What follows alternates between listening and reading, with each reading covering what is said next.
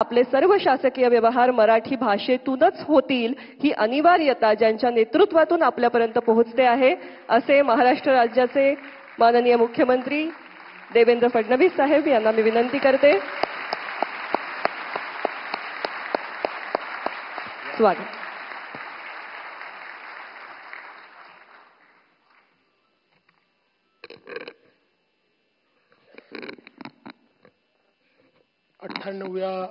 अखिल भारतीय मराठी साहित्य संमेलनाच्या उद्घाटन प्रसंगी आपल्याला उद्घाटक म्हणून लाभलेले भारताची पताका अखिल विश्वामध्ये ज्यांनी फडकवली असे भारताचे यशस्वी पंतप्रधान माननीय नरेंद्र मोदीजी, स्वागत अध्यक्ष आणि आपले ज्येष्ठ नेते आदरणीय शरदचंद्र पवार साहेब, 98व्या संमेलनाच्या अध्यक्षा आदरणीय डॉक्टर तारा भवाळकर,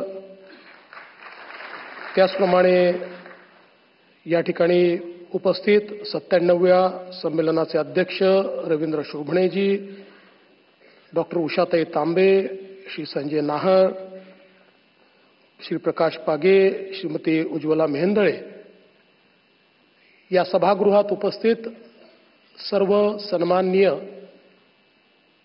अतिथीगण आणि उपस्थित भगिनी आणि बंधूंनो, खरं म्हणजे ताराबाईंचं भाषण ऐकल्यानंतर त्या भाषणामध्येच आपण राहावं असं आपल्या सगळ्यांना वाटतंय आणि माननीय प्रधानमंत्री महोदयांचं भाषण ऐकण्याची उत्कंठा आपल्याला आहे.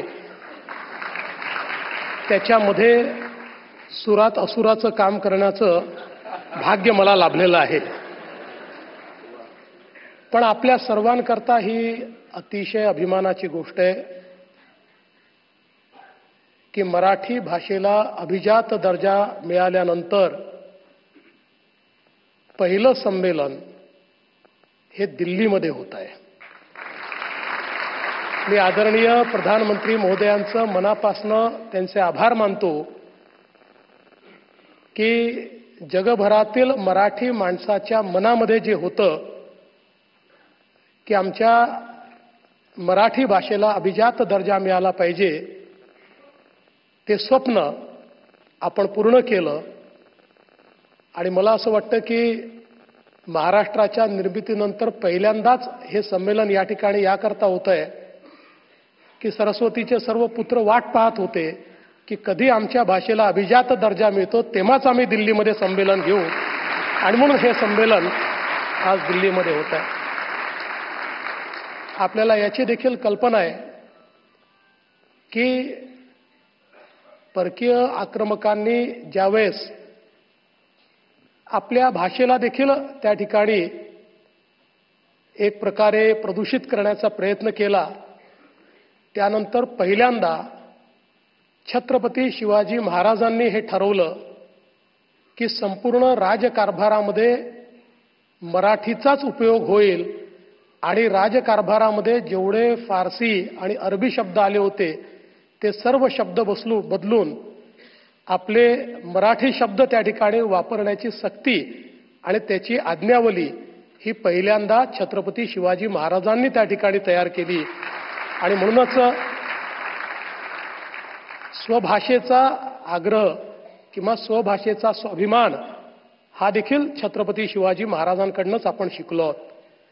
आणि ज्याचा उल्लेख झाला की ही गोष्टही कदाचित हा एक मोठा योगायोग आहे की ज्या तालकटोरा स्टेडियममध्ये आपला सगळा कार्यक्रम या ठिकाणी होणार आहे, त्याच ठिकाणी 1737 साली राणोजी शिंदे आणि मल्हारराव होळकर यांच्यासोबत थोरल्या बाजीरावांनी आपली मराठ्यांची छावणी लावली होती आणि त्यानंतर आपण दिल्ली जिंकली होती.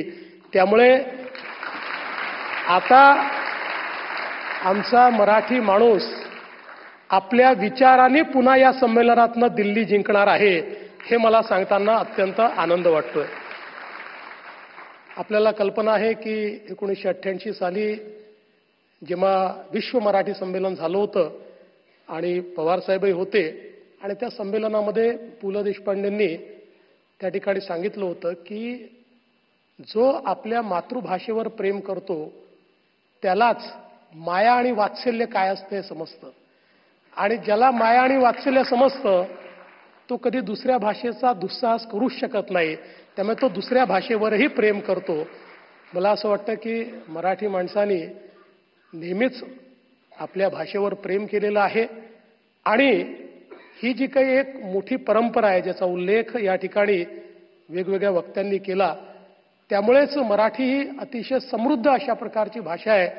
कारण ती लोकभाषा झाली आणि त्यातनं जे काही लोकसाहित्य तयार झालं त्यातून खऱ्या अर्थानं मराठी पुढे जात गेली. आणि आत्ताच ताराबाईंनी सांगितलं की आमच्या संतांनी आमच्या वारकरी संप्रदायाने कशा प्रकारे या मराठीला पुढे नेण्याचं काम केलं आणि लीळाचरित्र असेल, ज्ञानेश्वरी असेल, 12व्या शतकामध्ये इतक्या आधुनिक स्वरूपात आलेले ही जी काही ग्रंथ आहेत ते देखील मराठी किती समृद्ध त्या काळातही होती हे आपल्याला या ग्रंथांच्या माध्यमातून पाहायला मिळतं. आणि म्हणूनच या अखिल भारतीय मराठी साहित्य संमेलनामध्ये दिल्लीमध्ये इतक्या मोठ्या प्रमाणात महाराष्ट्रातनं आणि देशभरातनं लोक आलेले आहेत आणि मला असं वाटतं की मराठी माणूस हा कला, साहित्य, संस्कृती याच्यामध्ये रममाण होणार आहे. किंबहुना त्याच्या ठायी कला, साहित्य आणि संस्कृती वसलेली आहे. आमच्यासारखे काही लोक आहेत की ज्यांच्या ठायी खाद्य संस्कृती जास्त वसलेली आहे.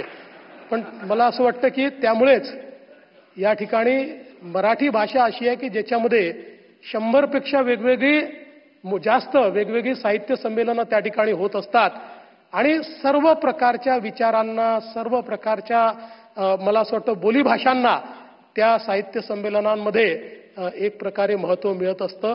अशा या मराठीची सेवा करण्याची संधी आपल्या सर्वांना या साहित्य संमेलनाच्या निमित्ताने मिळते आहे.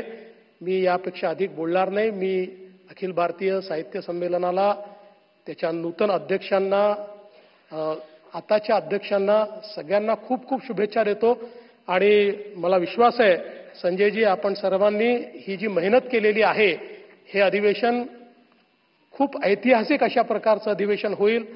2 वर्षांनी 100वे अधिवेशन करायचं आहे आणि 3 वर्षांनी या अधिवेशनांना 150 वर्ष होत आहेत. त्यामुळे ही दोन्ही अधिवेशनं अत्यंत महत्त्वाची असणार आहेत. त्याही वेळी आपण अशाच प्रकारे मराठीवर प्रेम करणाऱ्यांचा हा जो काही मेळा आहे अतिशय भव्य अशा प्रकारचा साजरा करू हा विश्वास मी व्यक्त करतो. पुन्हा एकदा खूप खूप या संमेलनाला शुभेच्छा देतो आणि माझं बोलणं संपवतो. धन्यवाद. जय हिंद, जय महाराष्ट्र.